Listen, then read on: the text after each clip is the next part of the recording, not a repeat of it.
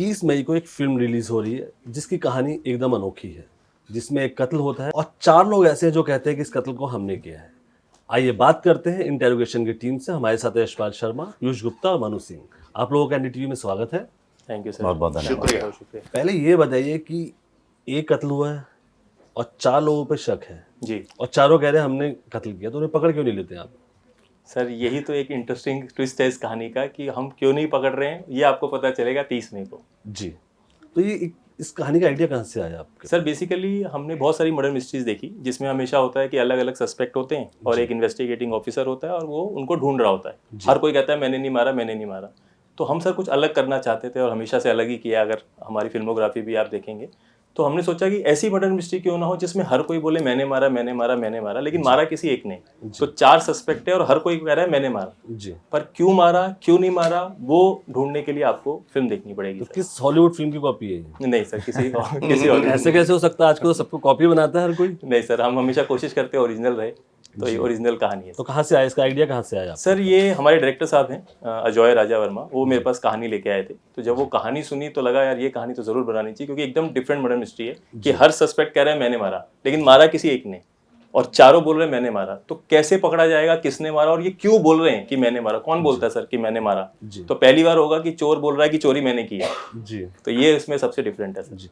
मनु, आप बताएं कि आपकी पहली फिल्म है और आप उस आदमी का इंटरोगेशन कर रहे हैं जिसने 127 फिल्में कर चुका है जो अभी तक। राइट, तो क्या तोड़ पाए उसको आप?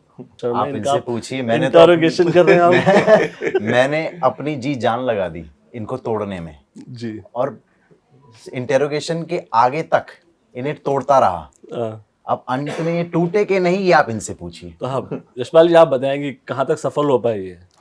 तो पहले तो आपके मुंह में घी शक्कर, मतलब हॉलीवुड की फिल्म तो ये कॉपी नहीं है, लेकिन इसकी कॉपी हॉलीवुड में जरूर हो जाएगी। क्या होता ये मेरी गारंटी है। बिल्कुल। और साउथ में भी जी, 100% इसका, क्योंकि ऐसे सब्जेक्ट बहुत कम आते हैं जी, और जिसमें प्याज की परतों की तरह ना खुलते रहे, मतलब सस्पेंस, एक राज, नया राज, सरप्राइजिंग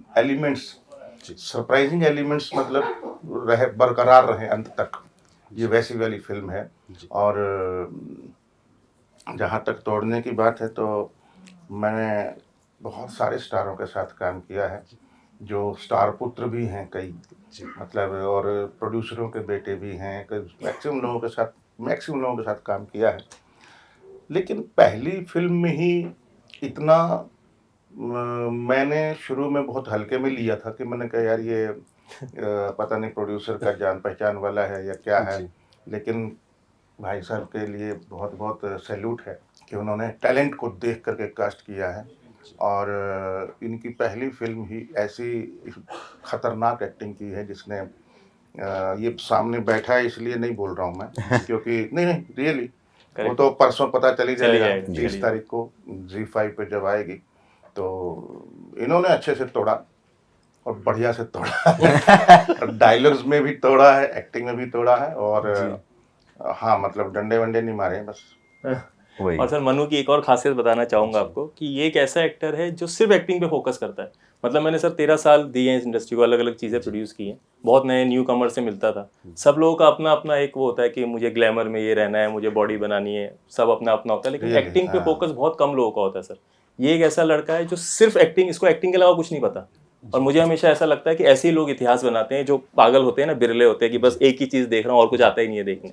तो वो सबसे अच्छी बात लगी, और डेडिकेशन पूरी है। किसकी अप्रोच से आया था मनु आपको? सर किसी की अप्रोच से नहीं आया था। हम लोग ऑडिशंस कर रहे थे सर। ऑनेस्टली क्या था कि मैंने काफ़ी नए लोगों के साथ काम किया है, तो ऐसे ही हमने ऑडिशंस रखे थे। जैसे रक्तांचल अगर आप मेरा देखेंगे तो उसमें काफ़ी नए लोग हैं, तो ऐसे ही हमने ऑडिशंस रखे। और मैं वो विशाल ढूंढ रहा था बेसिकली। हमने ऑल ओवर इंडिया में ऑडिशंस किए, कहीं नहीं मिले, 1.5 से 2 महीने लग गए, कहीं नहीं मिला। और वो कहते हैं ना जब ऊपर वाले को देना होता है तो वैसे देता है। तो एक दिन लकीली मैं ओल्ड महाड़ा में खुद ही बैठा हुआ था ऑडिशंस पे, तो एक लड़का आता है मूंछों के साथ। अब ये पता नहीं कोई दूसरे ऑडिशन से आ रहा होगा, इसको तो पता नहीं था मूंछ हमारा कैरेक्टर, इसको कैसे पता होगा।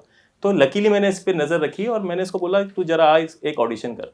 तो इसने ना सर ऑडिशन किया, लेकिन एकदम फ्रस्ट्रेशन में किया।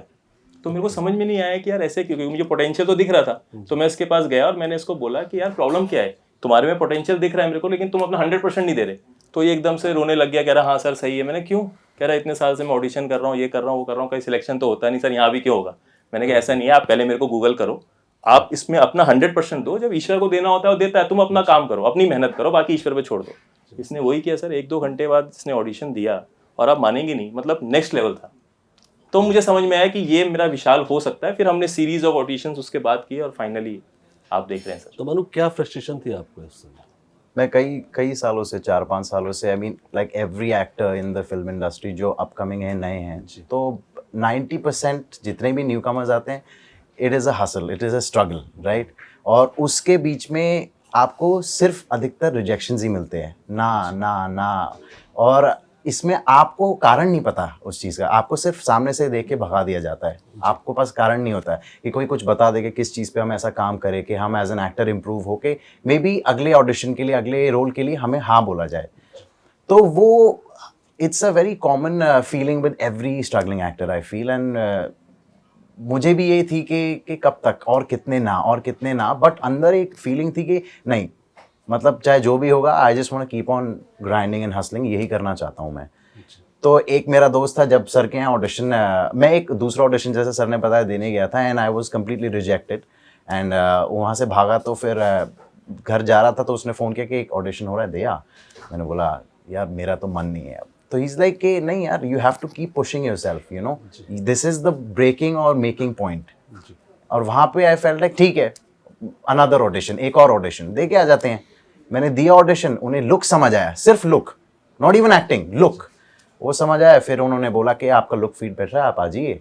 मैं गया, उनको पसंद आया। फिर maybe like a week और लेटर उन्होंने मुझे फ़ोन करके बोला आप एक और बार आ जाइए। तब तक मेरा क्लीन शेव हो चुका था। तो जब मैं वहाँ पहुँचा तो इन्होंने बोला आप वही हो या फिर मूंछों में आए थे आप? एकदम चेंज था। तो मैंने बोला सर वो मैं दूसरे रोल के लिए आया था, वो तो आपने मेरे को चूज कर लिया। And then we all had a good laugh वहाँ से। जी। या तो आप लोगों ने, आपने जैसे राजपाल यादव हैं, यशपाल, जिन लोगों के साथ काम किया जी, तो क्या क्या सीखा इन लोगों से आप? मेरी जितनी भी अब तक की ट्रेनिंग रही है एक्टिंग की, अभिनय की, चाहे वो थिएटर से हो या मेरी ऑफिशियल ट्रेनिंग पढ़ाई में एक्टिंग से रिलेटेड हो, मैं उतना कहीं पे भी नहीं सीखा जब मैं पहले first day first shot sir के साथ सीखा हूँ। First day first shot sir इतने ऑनेस्ट और अलाइव थे मेरे साथ कि शुरू में it's my first day on the set, तो नर्वसनेस तो it's a very common feeling, but पहले ही रीडिंग में हम इतने ज़्यादा फेमिलियर हो गए एक दूसरे से और कैरेक्टर्स से, तो वो बहुत easily I eased into the character, eased into the whole process of acting on set. तो I feel like that was completely different than when you are on, जब आप पढ़ रहे होते हो तब आपकी एक अलग ट्रेनिंग होती है, जब आप सामने इतने बड़े बड़े महान दिग्गज कलाकार बैठे हैं, ऐसे बोलना भी मेरे को ऐसा एक छोटी बात लगती है, बट जब सर के साथ किया तो आपको वो इन द मोमेंट ले आते हैं। बोलो अच्छा लग रहा है। तो और नहीं तो सर, सच है सर। एक्चुअल में वो आप नहीं सच है सर, मतलब लेजेंड्स ही हैं ये, मतलब हमारे लिए तो बहुत सौभाग्य है इनके साथ काम करना। राइट। और मेरा यही मानना है as an actor, see I am nothing unless मेरे को actor is not giving me his presence, his connection. मैं अपने आप, मैं पर्दे पे एक्टिंग कर रहा हूँ, मेरे सामने अगर मेरे कोस्टार्स नहीं होंगे, हमारा खेल है, it's like a play, so we have to give back and forth, it's not about me, मैं तो कुछ नहीं हूँ। और मैं तो अपनी आंखों से देखा है सेट पे, मतलब जब ये परफॉर्म करता था ऑडिशंस में, और सेट पे ये 200% बेटर हो गया, क्योंकि सर लोग जब सामने आते हैं तो एक होता है ना रिएक्शन, और एक्शन बहुत इंपॉर्टेंट होता है सर, एक कलाकार को अलाइव कर देते हैं। बिल्कुल। तो बहुत अमेजिंग फीलिंग होता है सर। यशपाल जी, आप बताएं कि ये कैरेक्टर कैसे आया आपके पास? ये करेक्टर आ गया, घर आए थे प्रोड्यूसर डायरेक्टर, और उन्होंने जिस तरीके से नरेट किया तो उन्होंने बोला बस बिलीव करो। उन्होंने हल्का सा समझाया, पूरा नहीं बताया, क्योंकि पूरा अगर तो हम अभी भी नहीं बता रहे जी। तो उस तरीके से उन्होंने जिस तरीके से बताया, फिर स्क्रिप्ट दे दिया, और स्क्रिप्ट में कुछ चीज़ें डैश डैश डैश था, ताकि वो किसी को भी पता ना लगे किसने मर्डर किया है, क्या किया है। तो वो स्क्रिप्ट कमाल की थी। वो मैं एक साइको थ्रिलर बोलना चाहता हूँ इसको। साइको से मर्डर मिस्ट्री के बजाय, हाँ, साइको थ्रिलर मतलब बहुत ही मनोवैज्ञानिक तरीके से हर करेक्टर को रीड किया है इस करेक्टर ने, जो इंटेरोगेशन कर रहा है। और जिसने पहले दिन की जो बात कही मैं थोड़ी देर के बाद इतना ईज हो गए थे ना हम, जी और थोड़ा सा शुरू में लग रहा था कि नर्वस है, लेकिन उसके बाद बस जो शुरू हुआ तो फिर हाँ लास्ट तक ऐसा ही गया। और सबसे अच्छी बात जो मुझे चलो आज बोल रहा हूँ क्योंकि कभी बोला नहीं, मुंह पे तारीफ करना अच्छा भी नहीं लगता, लेकिन क्योंकि मीडिया तो लाखों लोग सुन रहे होंगे, तो जैसे कई एक्टर होते हैं ना कि एक गलती हो गया, अरे ठीक है यार हो जाएगा यार बाद में देख लेंगे, डबिंग में देख लेंगे यार, और कुछ नहीं इसको स्किप कर देंगे, शॉट इधर लगा देंगे। नहीं, जब तक परफेक्ट शॉट नहीं मिल गया ना, जी डायरेक्टर बोल रहा है हो गया मेरे मिल गया, नहीं सर मेरे को आई एम नॉट सेटिस्फाइड। एक शब्द भी अगर थोड़ा सा इधर लगा कि इसको नहीं, वो फीलिंग के साथ नहीं आ रहा है, इसने दोबारा किया है शॉट, जी और वो सैल्यूट है इसको। और हमने भी पूरा साथ दिया कि मैं कहा लौंडा कल को रोशन बन जाएगा तो हमको बोलेगा साले। नहीं ये बात कमाल की है कि गिरीश कुलकर्णी हो, राजपाल यादव हो, तारा नहीं उनका नाम क्या है, तारा का रोल, हाँ ऋतुजा, और दर्शन जरीवाला, तो इन लोगों ने जिस तरीके से हम सब लोगों ने मिलजुल करके एक फैमिली की तरह जो काम किया है, really it's mind blowing. Ladakh में पिकनिक लगता था एकदम। लद्दाख में तो गए थे तो मतलब मेरे ख्याल दुनिया का सबसे हाईएस्ट ड्राइविंग रोड है वो, खरदुंगला, उससे भी आगे गए थे हम लोग। तो क्या वजह थी वहाँ शूटिंग क्यों? सर एक तो ना लोकेशंस, आप लद्दाख में कहीं भी आप कैमरा रखिए इतनी सुंदर लगता है ना, और स्क्रीन पे बहुत ब्यूटी लगता है सर, और कहीं ना कहीं कहानी से भी जुड़ाव है, लेकिन वो अभी नहीं बता सकते क्योंकि वो सस्पेंस है। लेकिन वो तो पहाड़ी का ही लोकेशन है ना पूरा। अच्छा पूरा बैकग्राउंड। हाँ, इंटीरियर हमने बॉम्बे में किया पर एक्सटीरियर सारा लद्दाख में, सारा आउटडोर है, सारा लगा। और इतना सुंदर है ना सर, आप देखेंगे जब स्क्रीन पे ना, आपको वो तो खैर ट्रेलर से भी बहुत सारी चीजें जो अभी हमने रखी नहीं है उसमें, जब फिल्म देखेंगे तो और मजा आएगा। काफी चीज छिपा रहे हैं आप, क्योंकि आपने बताया नहीं कि कातिल कौन है। जी यशपाल जी को भी नहीं पता था जब वो करे, तो क्या ये सही है कि आपने किसी को कुछ भी नहीं बताया है? सर ये एक इतना इंटरेस्टिंग रखा है हमने, उसका रीजन ये है क्योंकि फिल्म की कहानी इतनी इंटरेस्टिंग है कि आपको सब पता होते हुए भी आपको कुछ नहीं पता। तो वो जो कुछ नहीं पता है ना, आपको ऐसा फील हो रहा है मेरे को तो सब पता है, बहुत आसान है, अरे ये क्या क्योंकि क्या होता है सर, हमारी ऑडियंस को आदत हो गई है प्रिडिक्ट करने की, ये कातिल होगा, ये होगा, उनको लग रहा है ये होगा, और उनको लग रहा है बहुत आसान है, लेकिन जब खुलेगा तो उनको लगेगा अरे शिट, ये तो हमने सोचा ही नहीं था। यही खूबसूरती भी है, यही सी खूबसूरती है, कंटेंट की खूबसूरती है। आइसबर्ग है जैसे जी, समुद्र में वो इतना सा दिखता है बस पहाड़ी, और अंदर से इतना ऐसा पूरा फैला हुआ, लेकिन अंदर से इतना डेप्थ है कि टाइटैनिक डुबो दे, और वो भी हल्के से टच करके गया तभी डुबो दिया। पूरा टकरा था तो क्या होता सोचिए। तो ये इसी की डेप्थ की बात कर रहा हूँ, एग्जांपल इसलिए दिया हूँ कि इस फिल्म के अंदर जो एक साइकोलॉजिकल डेप्थ जो है इसके अंदर, बहुत गहराई, वो कमाल की है। वो मतलब हमको, क्योंकि मैं तो ड्राइवर हूँ फिल्म के अंदर, ड्राइवर हूँ मुस्लिम यूसुफ मोहम्मद शेख, अगर मैं गलत नहीं हूँ तो, हाँ यूसुफ मोहम्मद शेख, और ड्राइवर हूँ जिसका मर्डर हुआ उनका। जी तो हमको नहीं पता चलता एज ए कैरेक्टर कि इसमें कुछ साइकोलॉजी या कुछ डेप्थ है, लेकिन वो इन टोटलिटी जब आप देखोगे तब वो समझ में आएगी कि क्या इसके बीच के मीनिंग क्या है, क्योंकि कमाल के डायलॉग लिखे हुए हैं, डायलॉग भी और राइटिंग भी कमाल की है इसकी। बहुत कम फिल्मों में, ओटीटी पे तो आजकल खैर बहुत सारे सब्जेक्ट आ गए हैं, ऐसे नहीं, मतलब सब्जेक्ट नहीं, बहुत सारे काम अलग अलग टाइप के होने लगे इसी जॉनरा में बहुत बन रहे हैं इस तरीके की फिल्में, एक्सपेरिमेंटल राइट बोलते हैं।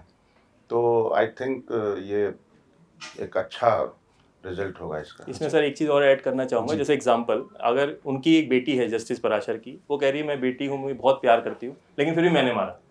भाई इतना प्यार करती है, सब कुछ करती है, तो मारा क्यों फिर?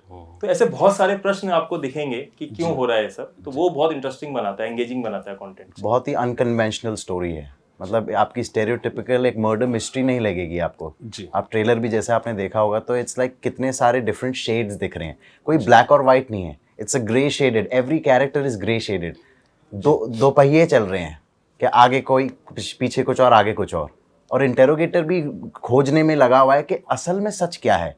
सब बोल रहे हैं, कंफ्यूज हो गया। हाँ, सब बोल रहे हैं कि पहले मैंने मारा, फिर मैंने मारा, फिर मैंने मारा है।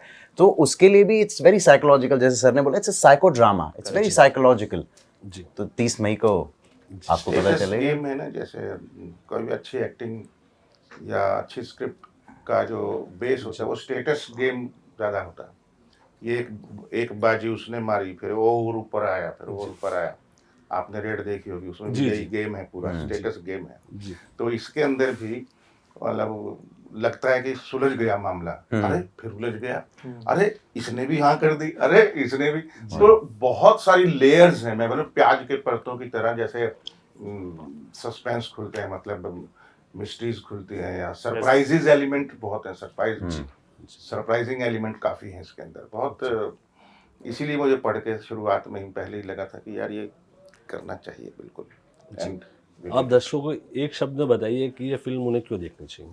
सर उनको ये फिल्म इसलिए देखनी चाहिए क्योंकि ये सबसे डिफरेंट है और रियल में डिफरेंट है कि हर मर्डर मिस्ट्री में यही होता है कि सब ढूंढ रहे होते हैं, यहाँ पे सस्पेक्ट खुद आके कह रहा है मैंने मारा, लेकिन क्यों मारा वो नहीं पता है। तो इसीलिए ये फिल्म जरूर देखनी चाहिए, और साथ में इतने सारे लेजेंड्स हमारे साथ हैं इस फिल्म में जी। तो ये फिल्म जरूर देखनी चाहिए सर जी।